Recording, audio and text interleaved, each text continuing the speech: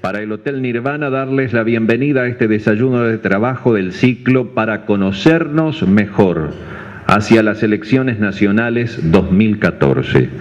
Hoy nos acompaña el candidato por el Partido Independiente, el doctor Pablo Mieres. Buenos días a todos. Gracias por acompañarnos. Buenos días, doctor Pablo Mieres. Gracias por aceptar esta invitación para este desayuno de trabajo, para conocernos mejor con toda la gente de nuestra zona. Le pido simplemente que pase al estrado porque el motivo de esta reunión es oírlo a usted, no a mí. Muchas gracias. Muchas gracias, Gonzalo. Muchas gracias a las autoridades del Hotel Nirvana por esta invitación. La verdad que lo agradecemos mucho, nos sentimos muy honrados de poder estar acá transmitiendo la visión del Partido Independiente de cara a lo que son estas elecciones ya tan próximas, tan cercanas en el tiempo. La idea es que podamos plantearles a ustedes cómo estamos viendo el futuro del país y las cosas que creemos que deberían pasar en el próximo periodo de gobierno, con independencia de quién sea el que le toque efectivamente ejercerlo. Simplemente decir que desde el Partido Independiente tenemos la convicción cada vez más firme de que va a haber un tiempo político diferente a partir de marzo de 2015. Y esto es con independencia de si gana o no gana el partido que actualmente está en el gobierno. Lo que parece bastante claro es que gane quien gane, el presidente electo va a tener que dialogar, conversar, buscar acuerdos, porque no va a tener mayoría propia en el Parlamento. Y esto significa básicamente dos cosas. En primer lugar, el dato de que los ciudadanos tienen un poder de decisión mayor que el que tradicionalmente tenían. ¿Ustedes se acuerdan cuando se votó la reforma constitucional del 96? Los uruguayos adquirimos una libertad electoral mayor. Antes votábamos todo atado. En un mismo día votábamos gobierno nacional y gobierno departamental y los ciudadanos no teníamos la posibilidad de votar partidos distintos al gobierno nacional que al gobierno departamental. Votábamos obligadamente a un único partido a los dos niveles de gobierno. A partir de la reforma del 96, los uruguayos podemos y de hecho hacemos dos elecciones distintas, separadas en el tiempo, y un día votamos gobierno nacional y luego gobierno departamental, y muchísima gente vota diferente entre el gobierno nacional y el gobierno departamental. Bueno, en esta elección, por primera vez, tenemos 3 votos y no 2. En esta elección, por primera vez, en la elección de octubre, no se va a elegir el presidente. Eso en 2004 no era así, porque de hecho había una posibilidad de que uno de los candidatos ganara en primera vuelta, y de hecho lo hizo. Tabaré Vázquez ganó en octubre, y por lo tanto la elección fue una elección presidencial y parlamentaria atada.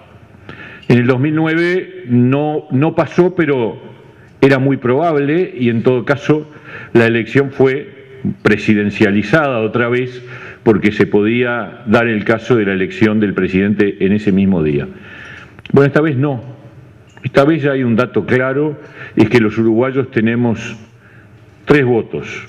Voto al Parlamento en octubre, voto a presidente en noviembre y voto a intendentes y alcaldes en mayo.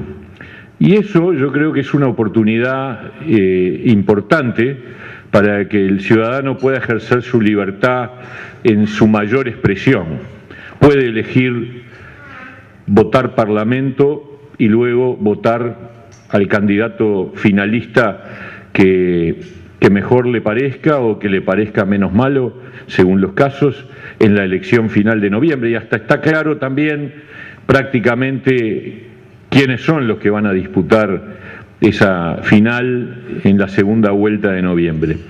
Y nosotros queremos poner el énfasis porque este es un partido que, obviamente, por todos los datos que todos manejamos, no estamos disputando la presidencia, pero sí estamos disputando espacios en el Parlamento. Y el Parlamento va a ser una cosa muy importante en el próximo periodo, porque a diferencia de lo que ha ocurrido en la última década, donde en virtud del voto de los ciudadanos legítimo, el Parlamento perdió independencia, perdió poder propio, perdió capacidad de control sobre el Poder Ejecutivo. De hecho, eso ha quedado demostrado con una serie de circunstancias como la ausencia de comisiones investigadoras en el Parlamento, las comparecencias ministeriales con resultado cantado antes de que digan nada e independientemente de lo que digan, la votación de leyes inconstitucionales en una cantidad sorprendente. Bueno, todo eso ha ocurrido porque en estos años en el Parlamento ha predominado una mayoría propia de un solo partido que además funciona y ha funcionado con disciplina partidaria. Y esto es lo que va a cambiar. Lo que vamos a tener a partir del 2015 es un gobierno en donde el Parlamento va a recuperar su poder de control y obviamente también su capacidad de dar gobernabilidad, porque son las dos cosas. El Parlamento tiene que cumplir el papel de contrabalance al Poder Ejecutivo y no ser una mera polea de transmisión de las decisiones del Poder Ejecutivo, y además tiene que cumplir su tarea legislativa y de acompañamiento para que las cosas ocurran y ocurran de la mejor manera posible para todos los uruguayos. Nosotros vamos a trabajar y estamos trabajando por un Parlamento independiente, en el doble sentido de la palabra, independiente del Poder Ejecutivo y además independiente en el sentido de que tenga un peso importante, una bancada parlamentaria de nuestro partido en el próximo periodo.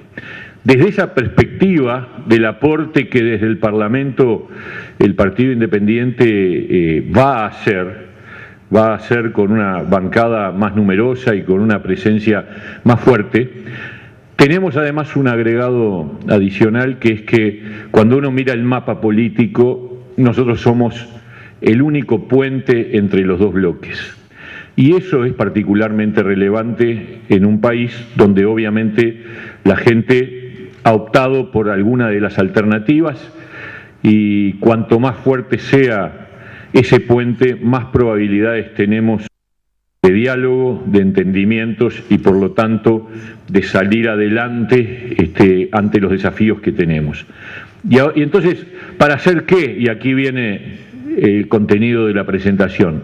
Bueno, en términos generales, nuestro diagnóstico es que lo más de fondo que debemos construir en el periodo 2015-2020 es el título de nuestro programa, que dicho sea de paso, trajimos acá un conjunto de ejemplares para los que quieran tenerlo, está disponible, lo trajimos, están allí en la mesa. El objetivo es transformar el conocimiento en desarrollo humano.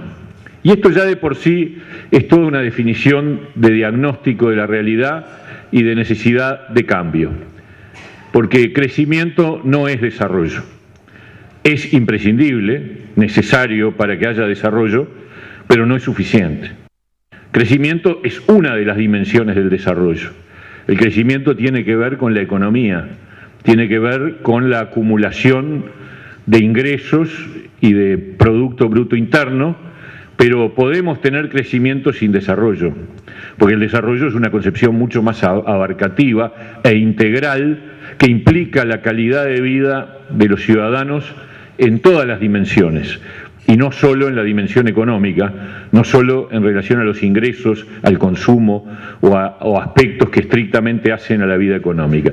Y evidentemente hemos tenido una década excepcional, un momento excepcional en nuestra historia, que incluso algunos estudiosos del tema lo califican como el mayor crecimiento económico de toda nuestra historia, incluidas las épocas más fantásticas que el Uruguay recuerda, de la época de Maracaná, y más para atrás en el tiempo del primer vallismo, y más para atrás en el tiempo de la época del alambramiento de los campos y el primer desarrollo.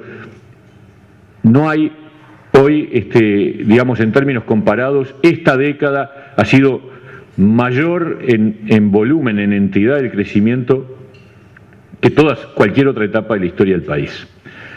Bueno, pero se está terminando el ciclo favorable. Está claro que hay un enlentecimiento y que el ciclo ya no está en su punto alto, sino que está en un punto de inflexión. Yo no digo que vayamos a una circunstancia negativa, no creo que sea así.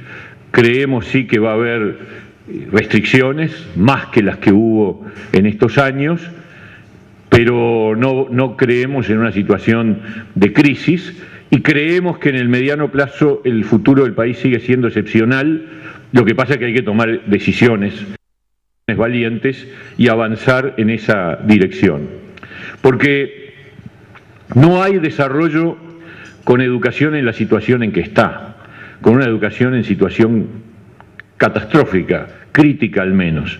No hay desarrollo con políticas sociales de diseño asistencialista, que no apuestan efectivamente a la promoción en el sentido de la reinserción social con perspectiva de integración.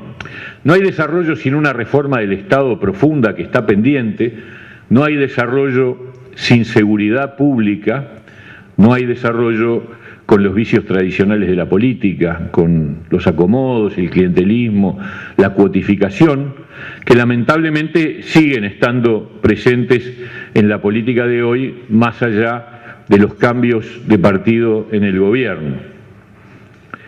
Entonces, ¿cuáles son los lineamientos estratégicos desde la perspectiva del Partido Independiente para alcanzar la meta del desarrollo humano, que es lo que realmente todos los uruguayos queremos y nos parece el objetivo que todavía está desde nuestro punto de vista? En primer lugar, fijar marcos normativos y reglas de juego claras. Cada uno de estos puntos los vamos a desarrollar, ahora simplemente digo los titulares. Segundo, definir nuestro lugar en la región y en el mundo. Tercero, proporcionar la plataforma para el desarrollo. Cuarto, superar los corporativismos apostando a los ciudadanos. 5, reformar la educación en todos los niveles. Sexto, promover la integración social. Séptimo, recuperar la seguridad pública. Y octavo, recrear una política plural y pluralista. Con respecto al primer punto, nosotros tenemos la convicción de que este país necesita fijarse a sí mismo reglas externas, legislativas, que nos obliguen al control del gasto público. El Uruguay ha tenido históricamente una propensión a gastar tanto como lo que se crece. Tanto crezco, tanto gasto. Y eso ha sido así con independencia del signo ideológico de los distintos gobiernos que en el Uruguay ha habido. Y por lo tanto creemos que es necesario disciplinarnos. Creemos que es necesario votar una norma, una ley que establezca una regla fiscal. Es decir, que genere un ancla del gasto en relación a nuestros ingresos y a nuestro presupuesto, que impida el crecimiento de un déficit fiscal relevante como el que actualmente tenemos. Ustedes saben que cuando este gobierno asumió, obviamente todos los gobiernos presentan su presupuesto quinquenal, y en ese presupuesto quinquenal hacen proyecciones sobre lo que va a ocurrir en el total del periodo. ¿Ustedes saben cuánto era el déficit fiscal proyectado para el 2014 cuando el gobierno asumió en 2010? 0.8. ¿Saben cuál es el déficit fiscal actual? 3.3 del PBI. O sea, no ha habido conducta fiscal austera, no ha habido conducta fiscal disciplinada, ha habido un incremento del gasto al mismo ritmo que el crecimiento y sobre el crecimiento, porque el déficit se explica solamente en virtud de que el gasto ha superado las propias tendencias del crecimiento de la economía. Por lo tanto, nosotros creemos que llega el momento en que hay que votar una regla fiscal que obligue al gobierno a no poder a no poder pasar ciertos niveles de uso de recursos. Esto no es un invento nuestro, lo tiene Chile, hay normas parecidas en Estados Unidos, son normas que obligan a los gobiernos a disciplinarse. Es algo así como que nos tenemos que corregir con obligaciones externas, porque si no la tentación es terrible y los gobiernos terminan gastando mucho más y cediendo a las distintas presiones. Hay que impulsar también una política económica de concepción contracíclica, que implica que cuando el ciclo de la economía está en alza hay que generar los ahorros correspondientes para luego, en los momentos de baja del ciclo, tener la capacidad y los recursos para sostener la actividad económica y apostar a la mantención del crecimiento. En eso tampoco se ha actuado en este país, ni en estos años, ni en otras épocas. No se ha actuado nunca de manera contracíclica. Hay que fortalecer los mecanismos de contralor público, el Tribunal de Cuentas, las sociedades anónimas estatales. El Tribunal de Cuentas está hoy con enormes limitaciones en materia de capacidad de control. Nosotros creemos que hay que cambiar las reglas de juego, que el Tribunal de Cuentas debería... Ustedes saben que el Tribunal de Cuentas observa una enorme cantidad de actos del gobierno, pero por el mecanismo de reiterar el gasto, los jerarcas avanzan y continúan en su decisión y no le dan bolilla al Tribunal de Cuentas. Nosotros creemos que hay un problema, que es que las observaciones son miles, y obviamente si se diera un efecto suspensivo a esas observaciones, el aparato del Estado se quedaría frenado. Pero es necesario establecer un criterio legal que distinga entre aquellos gastos relevantes en donde a nuestro juicio debería existir un efecto suspensivo de la observación del Tribunal de Cuentas y una obligación para la Administración de corregir y de acatar la observación señalada, de otros que son menos relevantes. Y ustedes saben también que, y si no saben les digo, hay decenas de sociedades anónimas de capital estatal que se han ido creando y prohijando desde las empresas públicas.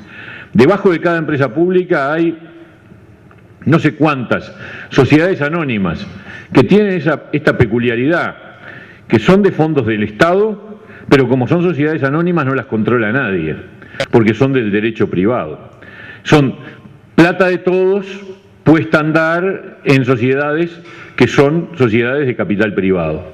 Estas cosas tienen que terminarse. Acá las sociedades anónimas de capital estatal deberían estar limitadas y además sometidas al control también del Tribunal de Cuentas, porque al fin y al cabo es plata de todos los uruguayos. Algunas de esas sociedades anónimas, hay gente en la jerga de alguna de las empresas públicas que las llama manpower, porque son una agencia de colocación. Es decir, son instrumentos para colocar amigos y son sociedades que no tienen ningún otro fundamento que ese.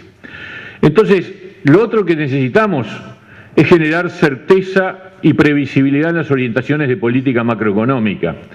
Un poco lo que al comienzo de este gobierno se pretendió hacer en el famoso almuerzo en el Conrad, allá en febrero del 2010, donde Mujica mandó señales muy claras de que no iba a haber cambios en la regla de juego. Bueno, en el transcurrir de estos años ha habido cambios en la regla de juego y se ha perdido esa sensación de certeza que es clave para que el país siga siendo un país que tenga capacidad de captar inversiones, que tenga capacidad de darle señales al mundo productivo de nuevas inversiones para que puedan reinvertir, para que tengan... Y bueno, y acá ha habido un cambio, un movimiento, una cierta incertidumbre que nace del hecho confesado de que en este periodo tuvimos dos equipos de gobierno, económicos, uno desde el Ministerio de Economía y otro de la OPP.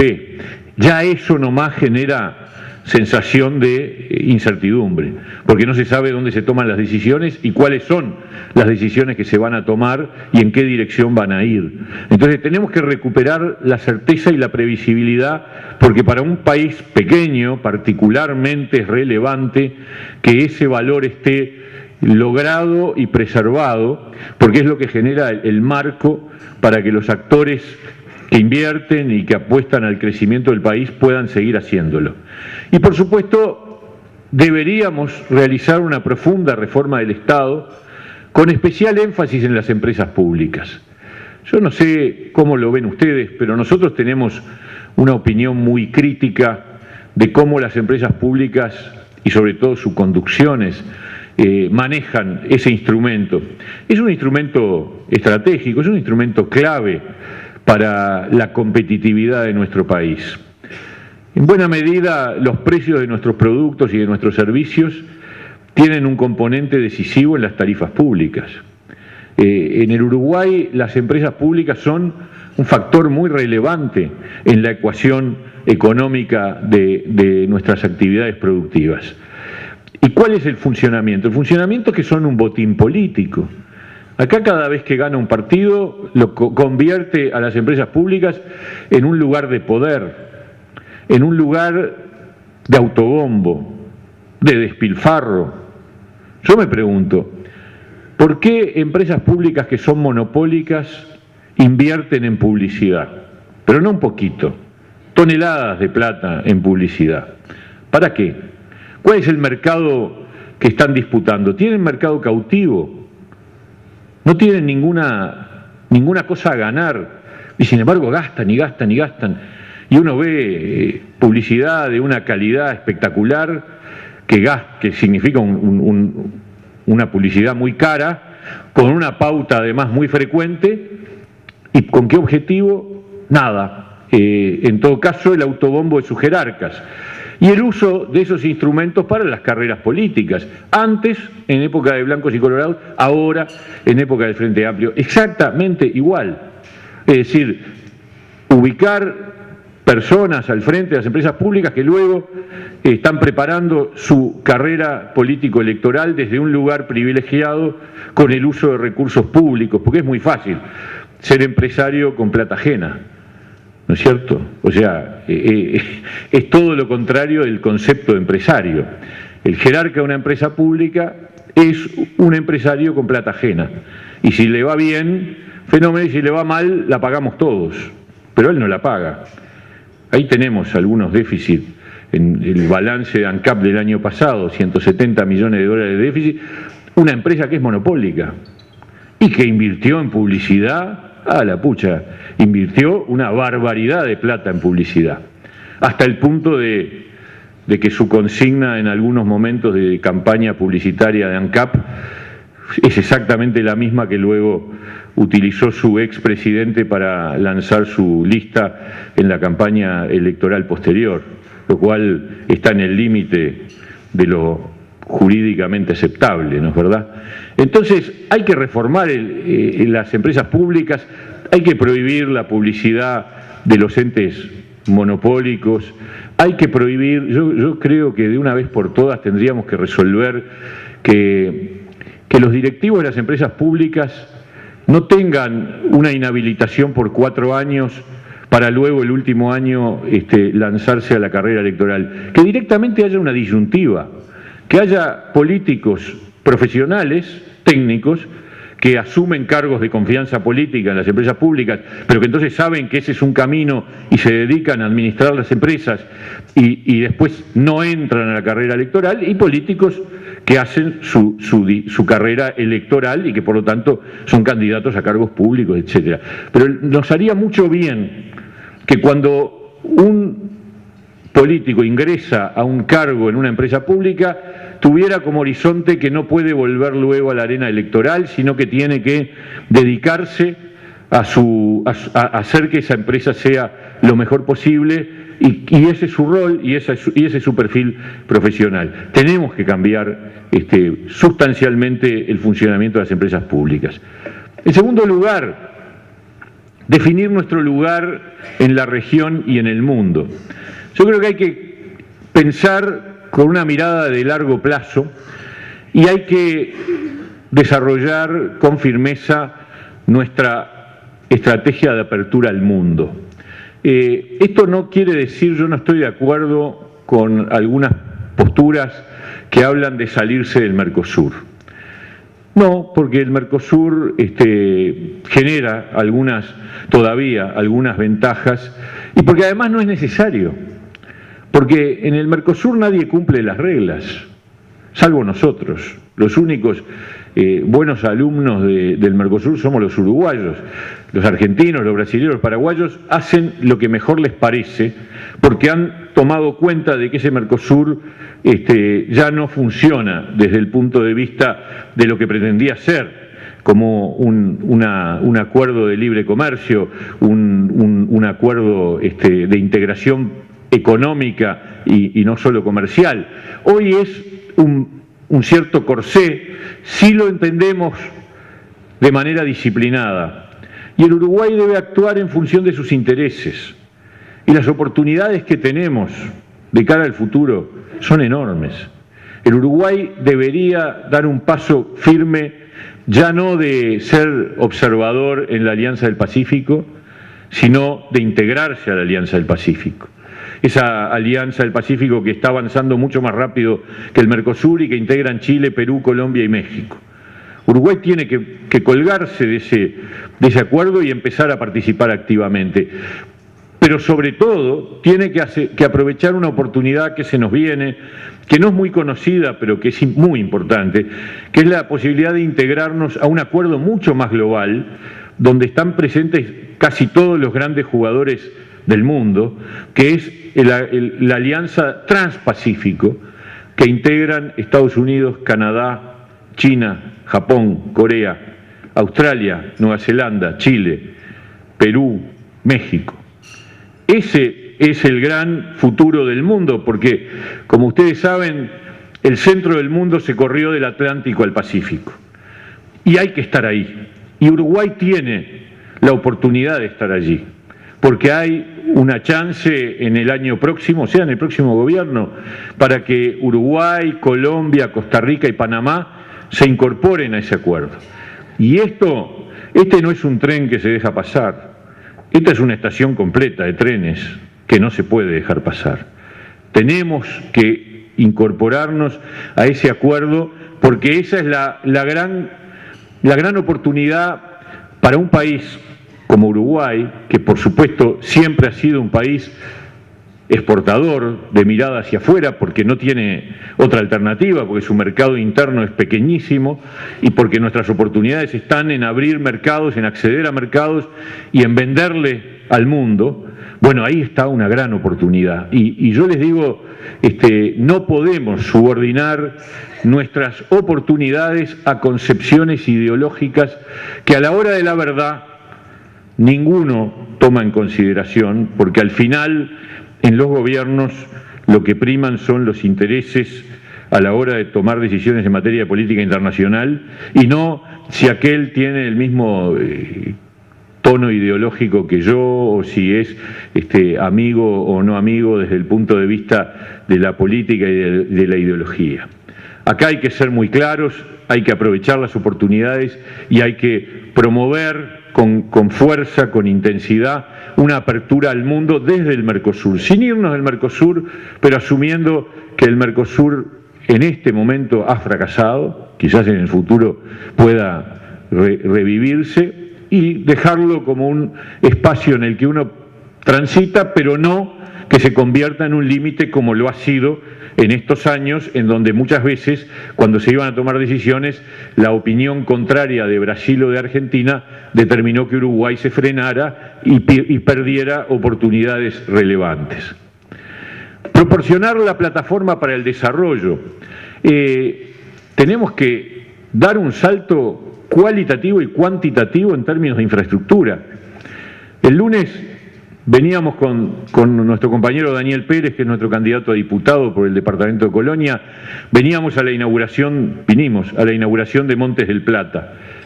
Y a la entrada, en la rotonda para el ingreso a Montes del Plata, había un grupo de vecinos manifestando con pancartas, reclamando por el estado de las rutas. Y nosotros, la verdad, paramos, bajamos y los saludamos y le dijimos que tenían toda la razón. Porque cualquiera que ande por las rutas de la patria sabe que son vergonzosas. Que este país que ha crecido tanto como nunca en la historia Sin embargo, este gobierno no invirtió un mango, bueno, puso alguna plata para hacer un mantenimiento mínimo, pero el estado de las rutas es cada vez peor. El estado de las rutas es incompatible con un país que crece. Y el gobierno no invirtió lo que tenía que invertir para superar esa situación y hoy estamos en una situación límite. Hoy estamos en una situación que se ha convertido en un cuello de botella para el crecimiento. Basta agarrar la ruta que sale de Nueva Palmira para Cardona o de Nueva Palmira para Dolores o la que quieran. Y ni hablar si vamos a Durazno, a Rocha o Artigas. Es una vergüenza. Y lo que pasa es que por las mismas carreteras que teníamos hace 10 años, hoy transita una infinidad mayor de camiones y camiones y camiones, que está bárbaro. Este es el contraste terrible. Uno va por los caminos de la patria y se asombra de ver cada vez que uno sale aparece un emprendimiento nuevo al costado de la carretera, un silo nuevo, es fantástico. Florece el país, está en un proceso de crecimiento, de transformación productiva espectacular. Pero el contraste es que todo eso está sustentado en una red vial que es incompatible. Y acá, cuando este gobierno empezó, nos dijo a todos, cuando se votó el presupuesto, que no había recursos presupuestales para la inversión en infraestructura, que por lo tanto la solución era la aprobación de una ley, que era la ley de participación público-privada, y que a través de la inversión privada en acuerdo con el Estado se iba a invertir fuertemente en la infraestructura y que de ese modo íbamos a tener la solución al problema. Bueno, esa ley se votó en el Parlamento, se votó con el apoyo de todos los partidos, de los 4 partidos, se votó por unanimidad, se votó y está vigente hace 3 años. ¿Ustedes saben cuántos proyectos se implementaron a través de la ley de participación público-privada en estos 3 años? 1, y es para construir una cárcel. Kilómetros de ruta, 0, absolutamente nada. Y ese es el fracaso, es uno de los fracasos más profundos del actual gobierno. Pero además, el instrumento está, y nosotros lo reivindicamos, porque sabemos que la inversión en infraestructura con recursos presupuestales tiene límites, y va a tener más límites en el presupuesto del año que viene, que va a ser un presupuesto en condiciones menos favorables que el anterior. Por eso, ojo con los que vienen a vender versos sobre eliminación de impuestos. ¿Ustedes se acuerdan en 2009 la propuesta del Frente Amplio? Vamos a bajar 2 puntos de IVA. Lo dijeron en 2009. Pasaron 5 años. Y ahora que estamos en campaña electoral, se votó la ley de inclusión financiera que por una vía oblicua termina cumpliendo una promesa que se planteó hace 5 años. Entonces, ojo cuando algunos dicen vamos a eliminar el IRPF o vamos a reducir tal cosa y tal otra, porque a la hora de la verdad, ojalá pudiéramos, pero a la hora de la verdad, con 3,3% de déficit fiscal y una perspectiva de la economía que no es precisamente de gran crecimiento, ojo con comernos las pastillas de las promesas electorales en materia de más gastos y menos impuestos. Ese cálculo cualquiera lo contrapone con la economía de su familia y se da cuenta que no funciona. Para generar más gasto hay que tener más ingresos. Y para generar más ingresos hay que generar más producción y más desarrollo, y hay que lograr este tipo de cosas. Y nosotros somos partidarios de usar ese instrumento que está ahí, de ajustarlo si es necesario para que sea mucho más veloz en su instrumentación, pero la clave es captar inversión privada para inversión en infraestructura y tomar préstamos internacionales de organismos internacionales, porque son líneas de crédito blandas con tasas de interés bajas y que además se pagan solos, porque si yo invierto en caminería aumento la capacidad productiva de las distintas zonas donde la caminería mejora, porque uno de los problemas que tenemos hoy es sacar la producción de los predios, es cómo se transporta la producción, es muy caro, es muy caro. Bueno, está esa historia famosa que no sé quién fue el origen, pero que yo la he escuchado N veces, que es más caro transportar la producción desde Tacuarembó a Nueva Palmira que de Nueva Palmira a China. Y aparentemente dicen que es más de una vez más caro, o sea que es una cosa increíble. Bueno, entonces tenemos que apostar a una recuperación infraestructural, es uno de los objetivos de primer orden del próximo periodo de gobierno, y también tenemos que asumir la diversificación de la matriz productiva, sin miedos. Hay oportunidades de desarrollo productivo diverso, variado. ¿Se acuerdan todos los temores que había con la forestación? Hubo momentos en donde se decía la forestación va a terminar con la ganadería. Hoy las vacas pastan abajo de los árboles y se encontró que hay sinergia entre la producción forestal y la producción ganadera. Hay que apostar a una diversificación de la matriz productiva, siempre con los estándares ambientales más altos y más exigentes. Por eso nosotros planteamos la necesidad de crear un Ministerio de Medio Ambiente, porque ya no alcanza con la Dinama. La Dinama está sobrepasada, no tiene capacidad operativa y el riesgo que tenemos es que al no tener la capacidad operativa, los recursos humanos disponibles en cantidad suficiente, corremos el riesgo de que bajen las exigencias o que demoren demasiado en las evaluaciones y en las autorizaciones. Cualquiera de los dos casos la solución es mala.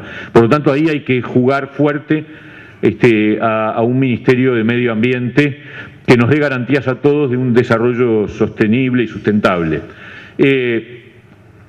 La competitividad, no hay historias con esto. Si queremos ser competitivos tenemos que tener precios mejores en el mercado internacional y eso implica una política de reducción de los costos de producción y particularmente de las tarifas públicas a partir de empresas públicas reformadas para ponerlas al servicio de la sociedad y no de la política. Luego, nosotros creemos que muchos de los bloqueos provienen del poder de los corporativismos. Y acá también hay que reequilibrar la balanza.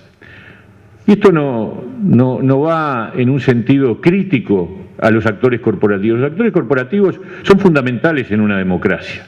Son los que representan los intereses particulares, los sindicatos, las agremiaciones empresariales, las comisiones de fomento, los clubes de fútbol, la enorme cantidad de actores sociales que andan en la vuelta en una sociedad, son parte del sentir democrático de un país. Pero tienen una particularidad, que es que defienden intereses propios.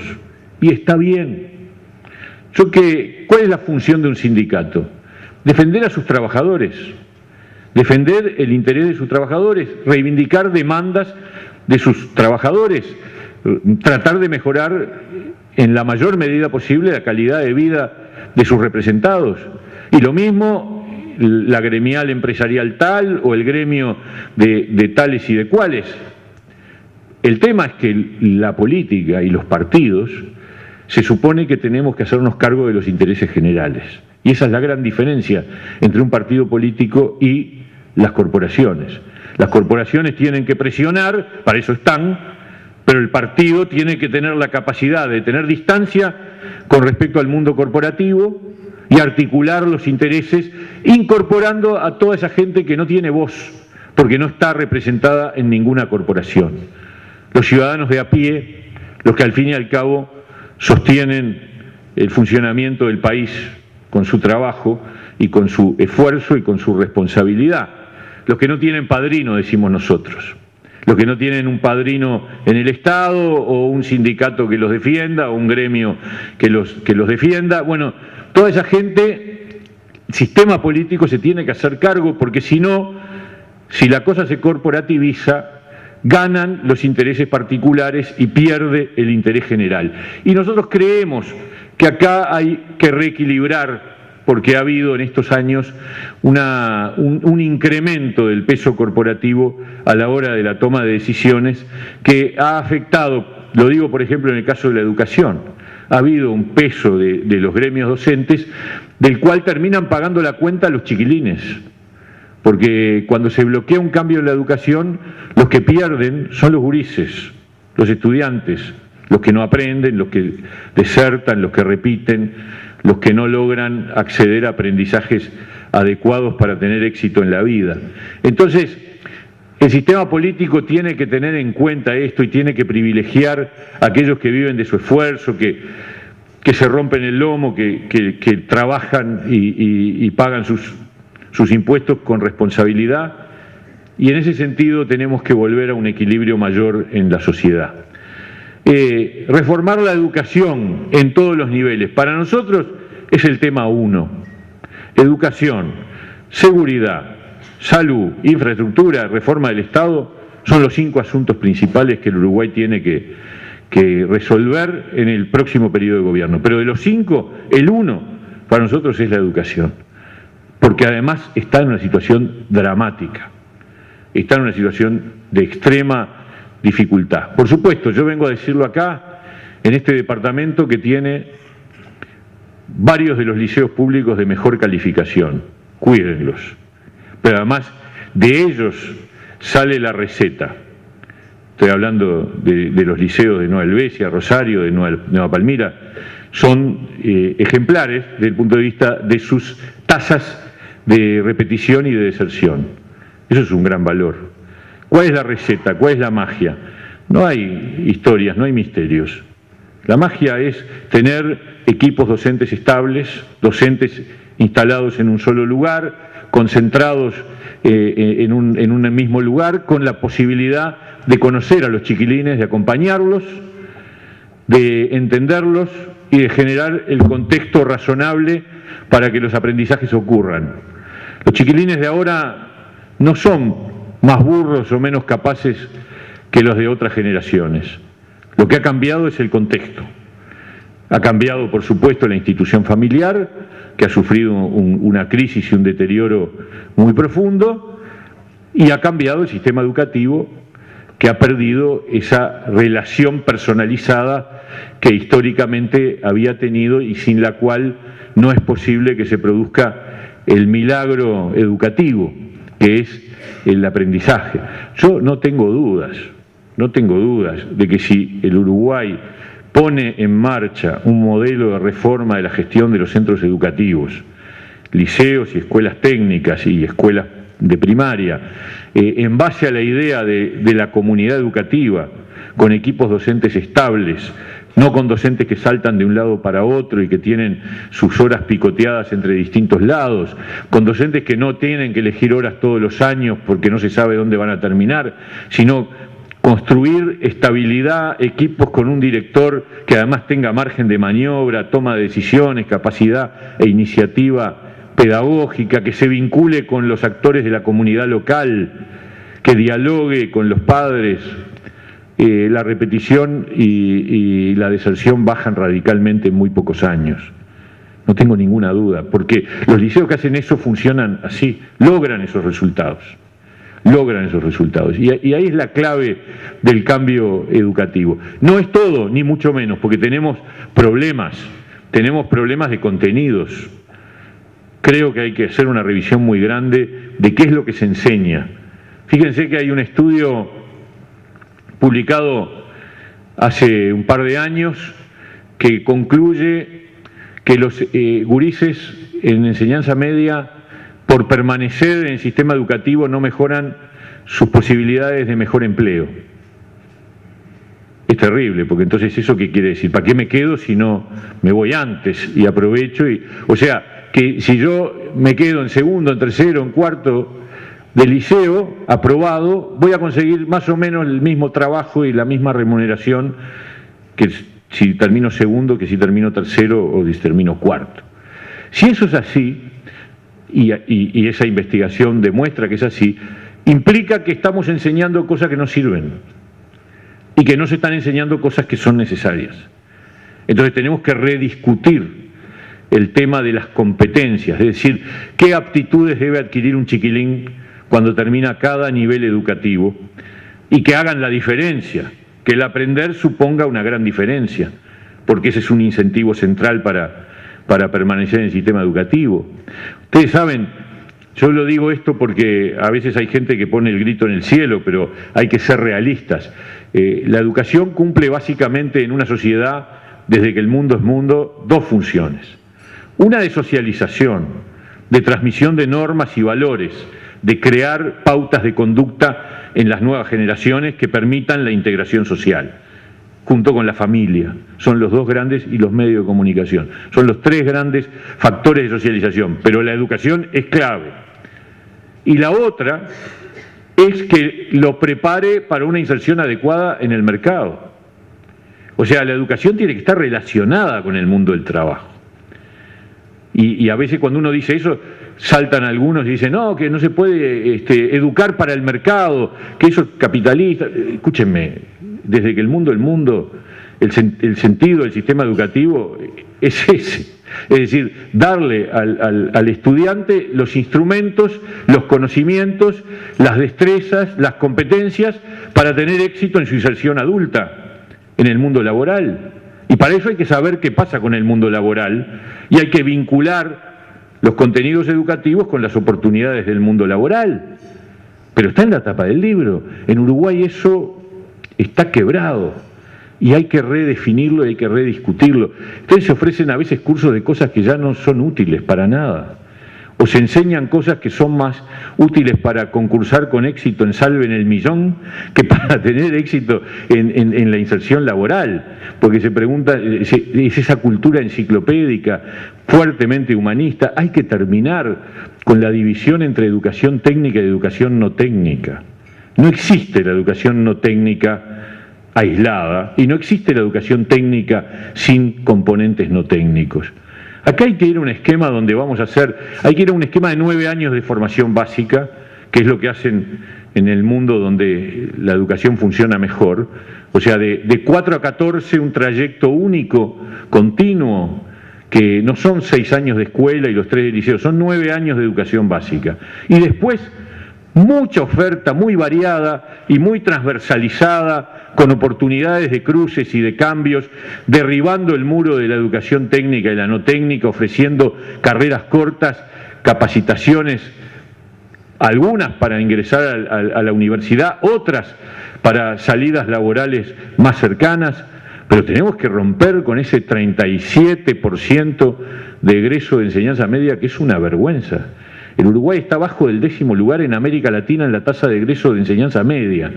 O sea, 1 de cada 3 chiquilines en edad de terminar secundaria, solo 1 termina. Hay 2 de cada 3 que se quedan por el camino. Estamos atrás de buena parte de América Latina.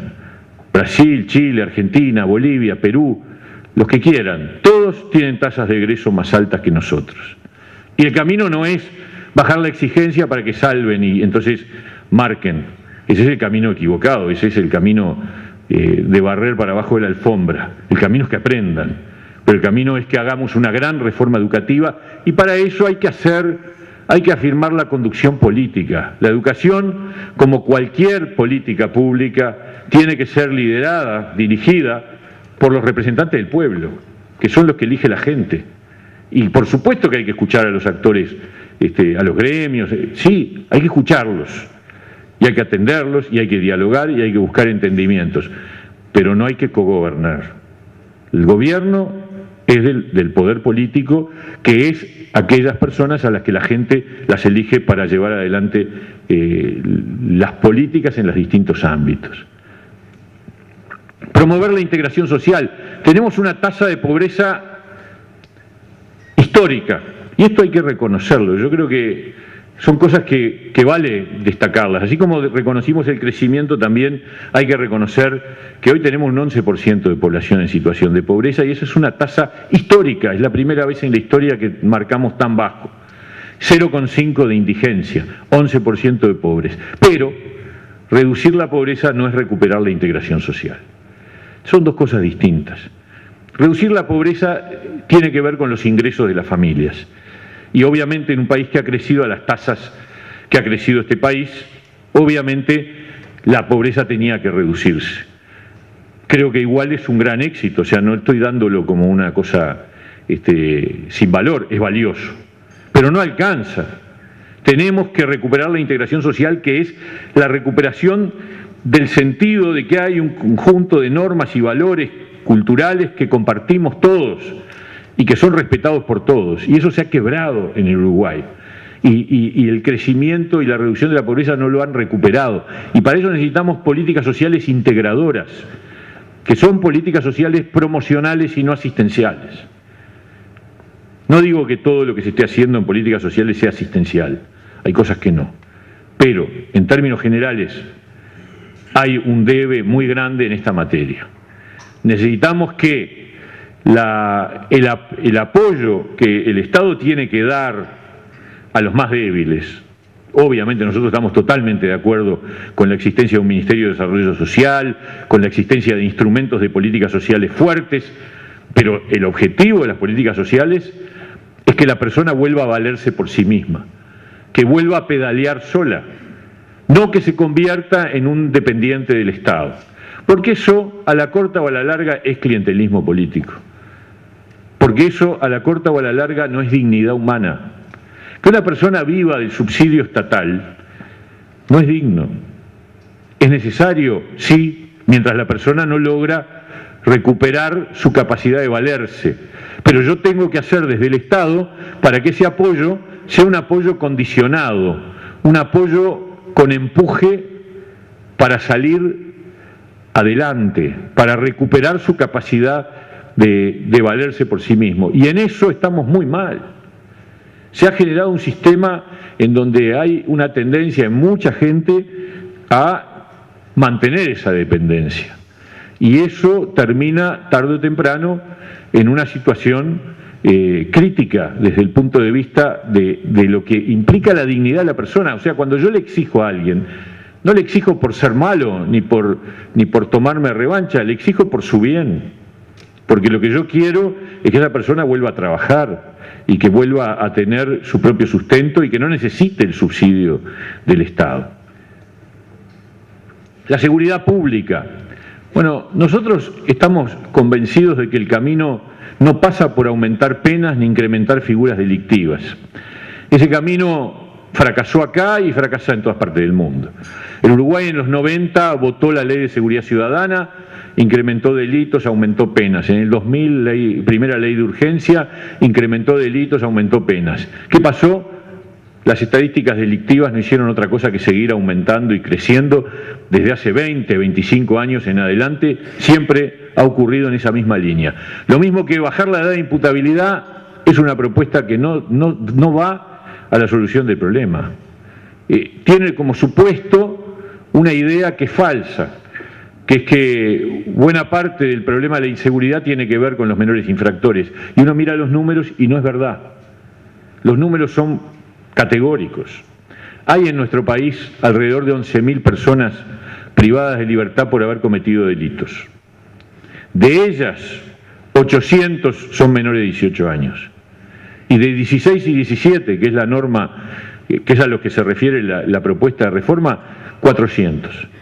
A mí que me expliquen qué impacto puede tener un cambio en el castigo, en las penas de personas de 16 y 17 años, que se las trataría como adultos a los efectos de la pena, siempre que el juez interprete que son maduros. O sea, también tomen en cuenta que para aquellos que piensan que esto es una solución, estamos hablando de que esta norma se va a aplicar para los 16 y 17 años solo para delitos graves y siempre y cuando el juez entienda que tienen la madurez suficiente como para ser tratados como adultos.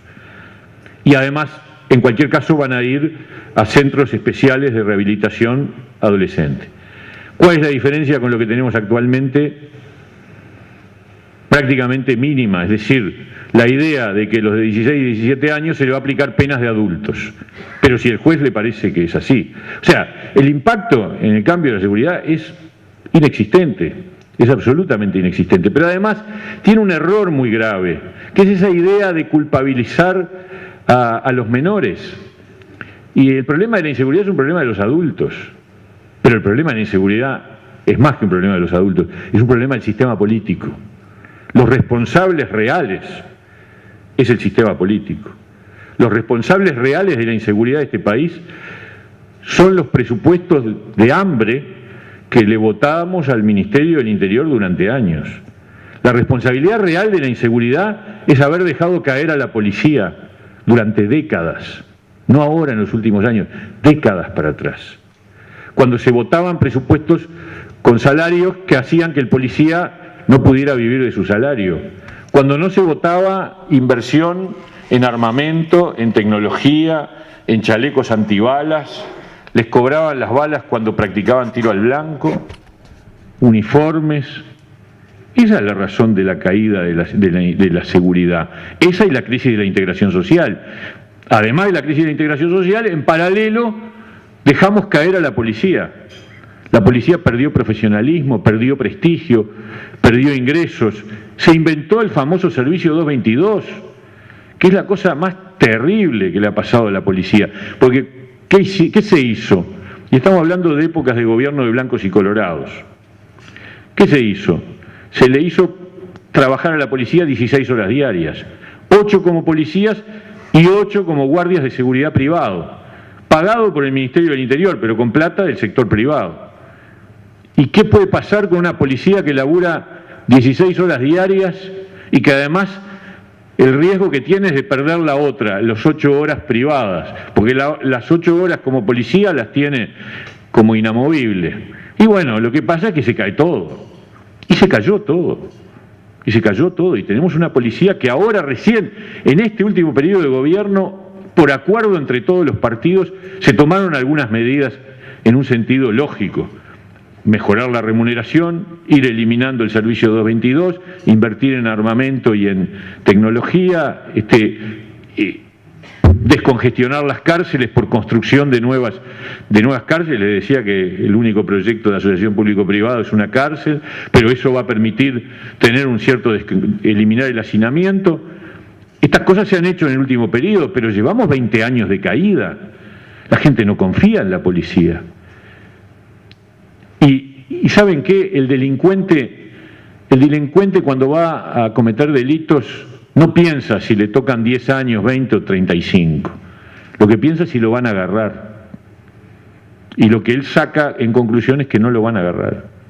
Que la probabilidad de que lo agarren es baja. Es bajísima. Entonces, si la probabilidad de que lo agarren es baja, se nos complica el panorama. Entonces, ¿cuál es el camino para recuperar la seguridad? No hay otro. Es profesionalizar, fortalecer, invertir en una policía que recupere el prestigio social, que tenga muy buenos ingresos, que tenga la mejor tecnología, que esté bien armada, que esté bien entrenada, que se capacite permanentemente. Como decía el otro día, estábamos en una reunión con Cambadu, con los almaceneros y baristas de Montevideo, y decía uno que había tenido un problema de seguridad. Un policía nunca le gana una carrera a un chorro. Siempre el chorro corre mucho, pero mucho más rápido. Y bueno, y ahí empieza el lío. Ahí empieza el lío. Entonces estamos en el horno, pero no nos engañemos, no nos formulemos espejismos, votamos leyes para agregar penas y no sé cuánto y no sé qué, bajamos la edad de imputabilidad. No, el tema va por otro lado. El tema es que el instrumento que tiene el Estado, la sociedad, para defenderse del delincuente está mal y hay que fortalecerlo, corregirlo, rearmarlo e invertir en ello. No hay otra. Y finalmente, bueno, lo que decía al principio, yo creo que vamos a entrar en un país con una política más plural, más pluralista. Fíjense, en estos años de mayorías absolutas, la línea de defensa institucional la tuvo que ejercer el Poder Judicial. Como el Parlamento no controla, entonces se votan leyes inconstitucionales. ¿Y quién frena la inconstitucionalidad de la ley? La Suprema Corte de Justicia, declarando varias leyes inconstitucionales en ejercicio de sus facultades que la Constitución le establece. Pero el Parlamento debió haber controlado y no haber votado leyes que se sabía, en muchos casos, yo hay cosas que no entiendo realmente, cuando hay legisladores del partido de gobierno que declaran en la propia fundamentación de voto que hay una ley, que esa ley que están discutiendo es inconstitucional, porque viola la Constitución de la República, y después terminan diciendo, pero por disciplina partidaria la vamos a votar, y levantan la mano. Es una inversión de los valores. Yo se los digo con franqueza, es muy grave que un parlamentario ponga por encima la obediencia debida al partido que el respeto a la Constitución. De eso estamos hablando. Porque al final le podrán poner todo el recubrimiento discursivo que quieran, pero la verdad es que cuando un legislador dice expresamente que hay una ley que es inconstitucional pero que la vota por disciplina partidaria, está invirtiendo el orden de los valores institucionales de la democracia. Antes que nada, yo tengo que respetar la Constitución y las leyes. La política está debajo de la Constitución, al revés, está limitada por la Constitución y las leyes. Y lo que la Constitución y las leyes prohíben es el límite de la política, y no al revés. Cuando yo pongo por encima la lealtad al partido, estoy quebrando ese criterio, y me parece muy grave. Pero entonces el Poder Judicial ha salido a defender los límites de la institucionalidad, y ha tenido también la valentía, o mejor dicho, el cumplimiento del deber de procesar jerarcas cuando el Parlamento miró para el costado. El Parlamento se negó a investigar casos muy obvios, como el caso Pluna, como el caso ACE, y termina la justicia dictaminando. Pero el Parlamento debió haber actuado mucho antes, y no lo hizo. Por eso es tan importante que tengamos en el próximo periodo un gobierno más distribuido y donde el Parlamento recupere su capacidad de control sobre el Poder Ejecutivo. En síntesis, se puede y se debe convertir el crecimiento en desarrollo y no hay excusas. El país tiene todo para ser un país mucho mejor, para ser un país con desarrollo humano. Y es muy grave la responsabilidad si no aprovechamos esas oportunidades. Ahora, para hacerlo hay que tomar decisiones valientes, muchas de las cuales acá acabamos de presentar. Muchas gracias.